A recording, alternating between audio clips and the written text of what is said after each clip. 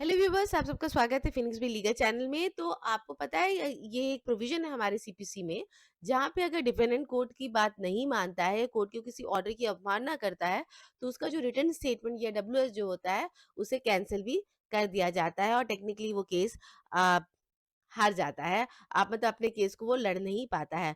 तो इस जो इम्पोर्टेंट जो प्रोविजन जो होता है इसको हम बोलते हैं defence to be struck of.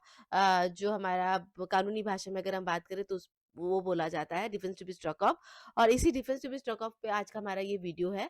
हम जानेंगे ऐसे कौन से सीपीसी का ऐसा कौन सा प्रोविजन है जिसमें ये दिया गया है। दूसरा, कौन से ऐसे ऐसे सिचुएशन या सर्कमस्टेंसेस होते हैं या कौन-कौन से ऐसे ऑर्डर्स होते हैं जहाँ पे अगर डिफेंडेंट नहीं बात मानता है तो उसका डब्ल्यूएस स्ट्रक ऑफ या डिफेंस स्टफा हो जाता है। और जब डिफेंस स्ट्रक ऑफ हो जाता है तो उसके बाद आगे की कोर्ट की कैसे कोर्ट केस पूरा प्रोसीड करता है, डिफेंडेंट क्या-क्या कर सकता है, क्या-क्या नहीं कर सकता है। और ऑब्वियसली साथ में हम जो हमारे सुप्रीम कोर्ट के जो जजमेंट्स हैं उनका सहारा लेते हुए हम इस पूरे वीडियो को करेंगे। तो चलिए वीडियो को स्टार्ट करते हैं। Defence to be struck off from Phoenix पे लीगल। देखिए, जो इम्पोर्टेंट जो प्रोविजन की अगर हम बात करें, इम्पोर्टेंट प्रोविजन से मुझ पहले सबसे पहले मुझे लगता है डिफाइन करना जरूरी होता है कि defence to be struck off का मतलब क्या होता है। देखिए, defence to be struck off का मतलब ये होता है डिफेंस डिफेंडेंट, ठीक है, अपना जो डिफेंडेंट होता है वो अपना डिफेंस कहाँ पे लिखता है, वो अपना डिफेंस लिखता है रिटन स्टेटमेंट में, ठीक है। बताता है कि वो अपने केस को डिफेंड करने के लिए जो भी बातें होती है वो अपना रिटन स्टेटमेंट में लिखकर देता है।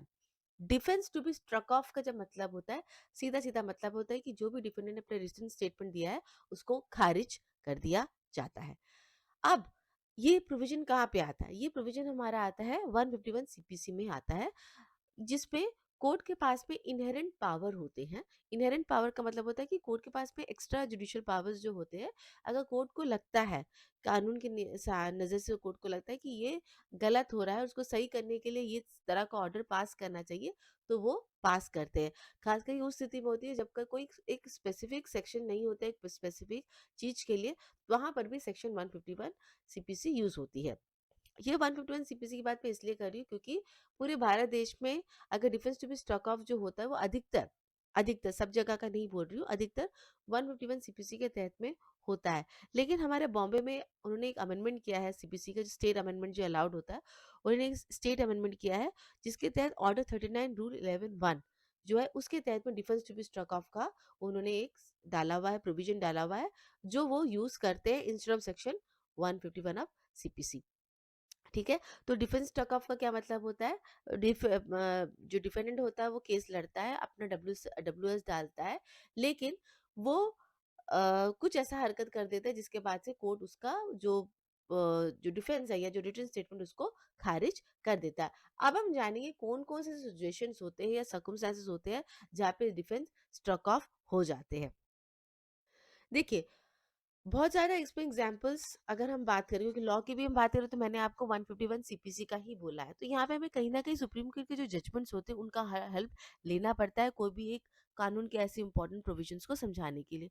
तो ये जो defence to be struck off के लिए जो मैंने प्रोविजन जो लेटेस्ट वाला जो लिया है वो है Saijo PK versus Narendra and others, Nadira and others, ये 2022 का जजमेंट है। इसके जो इंपॉर्टेंट प्रोविजंस है वो मैं पढ़ लेती हूँ। It is settled law that the defense to be struck off only in extreme cases at last resort where obscenity or continuity on the part of the referent or a willful attempt to disregard the order of the court established, and that too after giving a reasonable opportunity of hearing. तो कौन सा situation आपका defence to be struck off होगा? जब defendant जानबूझ के court का कोई एक ऑर्डर उसे जो दिया जाता है वो नहीं मानता है। दूसरी चीज़, ऐसा नहीं है कि कोई एक ऑर्डर को नहीं माना, हाँ, इसके डिफेंस को स्ट्रक ऑफ कर दूँ, ऐसे नहीं होता। इतना आसानी से चीज़ नहीं होती है। क्योंकि जब हम किसी को बोलते हैं कि आपका डिफेंस स्ट्रक ऑफ करेगा, तो उनका राइट टू फाइट जो होता है, वो भी कहीं न कहीं इन्फ्रिंज होने लगता है। मतलब वो राइट टू बी हर्ड का जो एक लॉ होता है, वो उनका अ, इफ़ेक्ट में आ जाता है। इसलिए कोर्ट इतना आसानी से किसी का भी defence to be struck off नहीं करता है। उसको एक अपॉर्च्युनिटी देता है, किसको? डिफेंडेंट को अपॉर्च्युनिटी देता है कि देखिए, आपको ये ऑर्डर दिया गया था, आप इस ऑर्डर को नहीं मान रहे हो, आप इतने दिन के अंदर इस चीज़ को नहीं कर रहे हो या नेक्स्ट डेट पे आप नहीं कर रहे हो, तो हम आपका डिफेंस स्ट्रक ऑफ करेंगे। ये कहने के बावजूद भी कोर्ट एटलीस्ट 2-3 चांसेस तो देता ही देता है डिफेंडेंट को। और उसके बावजूद भी जब डिफेंडेंट जो है वो अपना कुछ ऐसी हरकत करते हैं कि डेट ले लेता है या कोई ना कोई ट्रिक्स मारता है उस चीज़ से बचने के लिए, तब आखिर में जाकर कोर्ट को जब लग जाता है कि नहीं ये तो मानने वाला नहीं है मेरे ऑर्डर को, तो वो defence to be struck off कर देता है। ये बात कहाँ पे कही गई थी? सैजू पीके वर्सेस नदीरा वाले केस में। This is in consonance with the fact that the defendant has been vested with a statutory right to make a representation to the court against his defense being struck off. इसमें और एक provision भी ये है कि अगर जब defendant का डिफेंस स्ट्रक ऑफ हो जाता है तो वो हाथ बांध के नहीं रहता है। वो उसके पास ये प्रोविजन है कि वो अपना एक एप्लीकेशन कोर्ट में डाल सकता है कि उसका जो स्ट्रक ऑफ किया गया उसको हटाया जाए। If a representation is made, the court must consider it on its merits and then decide whether the defense should or should not be struck off. तो कोर्ट को वो जो एप्लीकेशन जो डाला होता है डिफेंस डिफेंस स्ट्रक ऑफ को हटाने का, कोर्ट उसको सुनती है और सुनने के बाद में कोर्ट को जो सही लगता है वो हिसाब से कोर्ट ऑर्डर करती है। या तो वो हटा देती है कि ठीक है आप वापस लड़ सकते हो, या फिर नहीं हटाती है। This is a right especially vested in the defendant and enables him to show by bringing material on record that he has not been guilty of the default alleged, or if the default has been occurred, there is a good reason for it. ये इसलिए दिया जाता है कि defendant को आखिर तक court chance दे देती है कि भैया आप के पास चांस है कि अभी भी अपना डिफेंस स्ट्रक ऑफ जो है वो हटा सकते हो। देखिए डिफेंस स्ट्रक ऑफ एक बहुत बड़ी चीज होती है। इसमें डिफेंडेंट क्या क्या नहीं कर सकता ये मैं आगे बताने वाली हूँ, लेकिन उससे पहले मैं ये जरूर बताऊंगी कि एग्जाम्पल देके आपको कौन कौन से सिचुएशन हो जाते हैं जहाँ पे डिफेंस स्ट्रक ऑफ होने के चांसेस करवा सकते हैं। सबसे पहला है कि कोई स्टे ऑर्डर दिया गया है, डिफेंडेंट को बोला गया है कि आप ये काम मत करो या ये काम करो, लेकिन डिफेंडेंट वो बात को नहीं मान रहा है और उसकी आज्ञा का अवमानना कर रहा है। उसको 2-3 बार कोर्ट ने बोल दिया है कि आप मत करिए या फिर करिए, लेकिन वो नहीं मान रहा है। दूसरा है पेमेंट। अब ये पेमेंट की बात आ जाती है, जैसे लैंडलॉर्ड और टेनेंट की जो केसेस होती है, तो टेनेंट को हर एक एप्लीकेशन के तहत में हर एक डेट में किराया देना पड़ता है। अगर टेनेंट ने खुद ही एक एप्लीकेशन डाला है कि मैं किराया बांधूंगा, कोर्ट में किराया दूँगा, तो उसको हर एक डेट में किराया देना होता है। लेकिन वो क्या करता है 2 डेट में देता है, फिर 3-4 डेट तक, हर एक महीने की बात होती है 3-4 महीना नहीं देता है। फिर दे दो 2 डेट में देता है, फिर 3-4 महीने नहीं देता है। अगर ऐसा रेगुलरली भी करता है, तो ये बहुत ज़्यादा चांसेस होता है कि उसका डिफेंस स्ट्रक ऑफ हो जाता है। खासकर जो डिफेंस स्ट्रक ऑफ होने का जो मेन प्रोविज़न जो होता है अधिकतर, वो जो होता है यूज़ होता है आपका लैंडलॉर्ड और टेनेंट के केसेस में डिफेंस स्ट्रक ऑफ बहुत होता है, अधिकतर हो जाता है। और उसमें बाकी केसेस में तो मैं ये भी बोल सकती हूँ कि एटलीस्ट जब डिफेंडेंट एक अपना एक एप्लीकेशन जब डाल देता है तो उसका वो स्ट्रक ऑफ का प्रोविजन कोर्ट फिर भी हटा देता है। लेकिन लैंडलॉर्ड और टेनेंट वाले केसेस में एक बार डिफेंस स्ट्रक ऑफ होता है, तब वो हटने के जो चांसेस जो होते हैं बहुत ही कम होते हैं।